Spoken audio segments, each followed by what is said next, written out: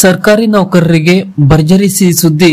ಈ ಮಾಹಿತಿ ಆಯೋಗದ ಹೊಸ ವೇತನ ರಚನೆಯಿಂದ ಮೂಲ ವೇತನದಲ್ಲಿ ಶೇಕಡ 30ರಿಂದ ಶೇಕಡ 34ರಷ್ಟು ಏರಿಕೆಯಾಗುವ ಸಾಧ್ಯತೆ ಇದೆ.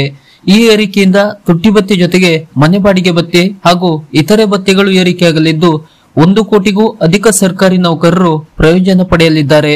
ನೌಕರರು ಕೂಡ ಆಯೋಗದ ಈ ಹೊಸ ಮಾದರಿಯ ವೇತನ ರಚನೆಗೆ ಕಾತುರದಿಂದ ಕಾಯುತ್ತಿದ್ದು, ವರದಿ ಸರ್ಕಾರಕ್ಕೆ ಶಿಫಾರಸುಗಳ ನಂತರ ಸರ್ಕಾರ ಪರಿಶೀಲನೆ ಜಾರಿ ಮಾಡಲು ಒಂದಷ್ಟು ಸಮಯ ಕಾಲಾವಕಾಶ ತೆಗೆದುಕೊಳ್ಳಬಹುದು. ಈ ಬಗ್ಗೆ ಸಂಪೂರ್ಣ ಮಾಹಿತಿ ಇಲ್ಲಿದೆ. ವಿಡಿಯೋ ಪೂರ್ತಿ ನೋಡಿ ಹಾಗೂ ಈ ತರದ ಮಾಹಿತಿಗಳಿಗಾಗಿ ನಮ್ಮ ಚಾನೆಲ್ ಅನ್ನ ಸಬ್ಸ್ಕ್ರೈಬ್ ಮಾಡಿ. ಹೌದು, ಪ್ರಸ್ತುತ ವರ್ಷದಲ್ಲಿ ಕೇಂದ್ರ ಸರ್ಕಾರ 8ನೇ ವೇತನ ಆಯೋಗವನ್ನು ರಚಿಸುವುದಕ್ಕೆ ತಾತ್ವಿಕವಾಗಿ ಒಪ್ಪಿಗೆ ನೀಡಿದ್ದು, ಅದರ ಶಿಫಾರಸುಗಳಿಂದ ನೌಕರರ ಸಂಬಳ, ಪಿಂಚಣಿ ಮತ್ತು ನಿವೃತ್ತಿ ಪ್ರಯೋಜನಗಳಲ್ಲಿ ಶೇಕಡ 30ರಿಂದ ಶೇಕಡ 34ರಷ್ಟು ಏರಿಕೆಯಾಗುವ ಸಾಧ್ಯತೆ ಇದೆ ಎನ್ನಲಾಗುತ್ತಿದೆ.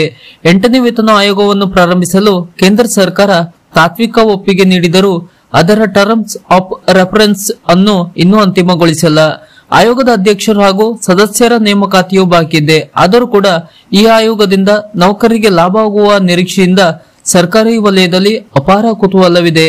ಈ ಆಯೋಗದ ಶಿಫಾರಸುಗಳು ಜಾರಿಗೆ ಬಂದರೆ 44 ಲಕ್ಷ ಸರ್ಕಾರಿ ನೌಕರರು ಹಾಗೂ 68 ಲಕ್ಷ ಪಿಂಚಣಿದಾರರು ಸೇರಿ 1 ಕೋಟಿ 10 ಲಕ್ಷ ಸರ್ಕಾರಿ ನೌಕರರಿಗೆ ನೇರವಾಗಿ ಲಾಭವಾಗಲಿದೆ.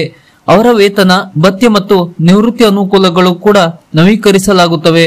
ಇದರಿಂದ ನೌಕರರ ವಾರ್ಷಿಕ ಆದಾಯ ಶೇಕಡ 30ರಿಂದ ಶೇಕಡ 34ರಷ್ಟು ಹೆಚ್ಚಾಗಲಿದೆ ಎಂಬ ನಿರೀಕ್ಷಣೆಯೂ ಕೂಡ ಇದೆ. ಈ ಶಿಫಾರಸುಗಳು ಜಾರಿಗೆ ಬಂದರೆ ಕೇಂದ್ರ ಸರ್ಕಾರದ ವಾರ್ಷಿಕ ವೆಚ್ಚದಲ್ಲಿ ₹13 ಕೋಟಿಯಿಂದ ₹18 ಲಕ್ಷ ಕೋಟಿವರೆಗೆ ಹೆಚ್ಚುವರಿ ಹೊರೆ ಬೀಳಲಿದೆ ಎಂದು ಅಡ್ಮಿಟ್ ಕ್ಯಾಪಿಟಲ್ನ ವಿಶ್ಲೇಷಣಾತ್ಮಕ ವರದಿಯಲ್ಲಿ ಉಲ್ಲೇಖಿಸಲಾಗಿದೆ.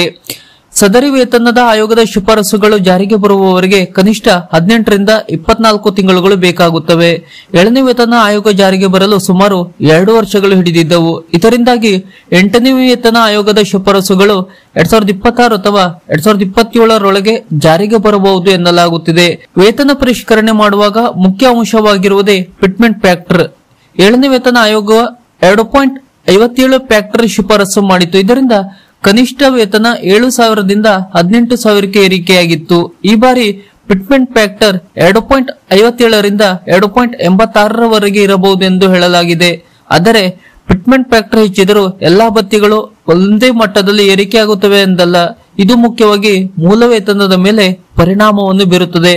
ವೇತನ ಆಯೋಗ ಜಾರಿಯಾದ ಬಳಿಕ ತುಟ್ಟಿ ಭತ್ಯೆ ಶೂನ್ಯಕ್ಕೆ ಇಳಿಯುತ್ತದೆ. ಉದಾಹರಣೆಗೆ 6ನೇ ವೇತನ ಆಯೋಗದಲ್ಲಿ 7,000 ಮೂಲ ವೇತನ ಇದ್ದವರಿಗೆ ಡಿಎ ಸೇರಿ 15,750 ಸಂಬಳ ಸಿಗುತ್ತಿತ್ತು. ಆದರೆ 7ನೇ ವೇತನ ಆಯೋಗ ಜಾರಿಗೆ ಬಳಿಕ ಡಿಎ ಶೂನ್ಯವಾಗಿ 18,000 ಮೂಲ ವೇತನ ನೀಡಲಾಯಿತು. ಇದೇ ರೀತಿ 8ನೇ ವೇತನ ಆಯೋಗ ಜಾರಿಯಾದ ನಂತರ ಡಿಎ ಶೂನ್ಯ ಪುನಃ ಪ್ರಾರಂಭವಾಗಿ ಕ್ರಮೇಣ ಹೆಚ್ಚುತ್ತಾ ಹೋಗುತ್ತದೆ. 8ನೇ ವೇತನ ಆಯೋಗದ ಶಿಫಾರಸುಗಳು ನೌಕರರ ಜೀವನ ಮಟ್ಟ ಸುಧಾರಣೆಗೆ ಒತ್ತುವರಿ ನೀಡುವಂತಿದ್ದು, ವೇತನ, ಪಿಂಚಣಿ ಮತ್ತು ನಿವೃತ್ತಿ ಲಾಭಗಳಲ್ಲಿ ಸರಾಸರಿ ಶೇಕಡ 30ರಿಂದ ಶೇಕಡ 34ರಷ್ಟು ಏರಿಕೆಯಾಗುವ ಸಾಧ್ಯತೆ ಇದೆ. ಇದರಿಂದ ವ್ಯಕ್ತಿಗತ ಹಣಕಾಸು ಏರಿಕೆಯಾಗುವುದರ ಜೊತೆಗೆ ದೇಶದ ಆರ್ಥಿಕತೆಗೆ ಸಹ ಬಲವಾದ ಪ್ರಭಾವ ಬೀರುವ ಸಾಧ್ಯತೆ ಇದೆ. ಆದರೆ ಈ ಶಿಫಾರಸುಗಳು ಜಾರಿಗೆ ಬರಲು ಇನ್ನೂ ಕೆಲವು ಸಮಯ ಬೇಕು. ಅಧಿಕಾರಿಗಳ ನೇಮಕಾತಿ, ಆಯೋಗದ ಸಭೆಗಳು, ವರದಿ ತಯಾರಿಕೆ ಮತ್ತು ಸರ್ಕಾರದ ಅನುಮೋದನೆ ಮುಂತಾದ ಹಂತಗಳನ್ನು ದಾಟಬೇಕಾಗಿದೆ. ಇದು 8ನೇ ವೇತನ ಆಯೋಗಕ್ಕೆ ಸಂಬಂಧಪಟ್ಟಂತ ಒಂದಷ್ಟು ಮಾಹಿತಿ. ಸರ್ಕಾರದ ಈ ತರದ ಇನ್ನಷ್ಟು ಮಾಹಿತಿಗಳಿಗಾಗಿ ನಮ್ಮ ಚಾನೆಲ್ ಅನ್ನ ಸಬ್ಸ್ಕ್ರೈಬ್ ಮಾಡಿ ನಮ್ಮನ್ನು ಬೆಂಬಲಿಸಿ. ನಮಸ್ಕಾರ.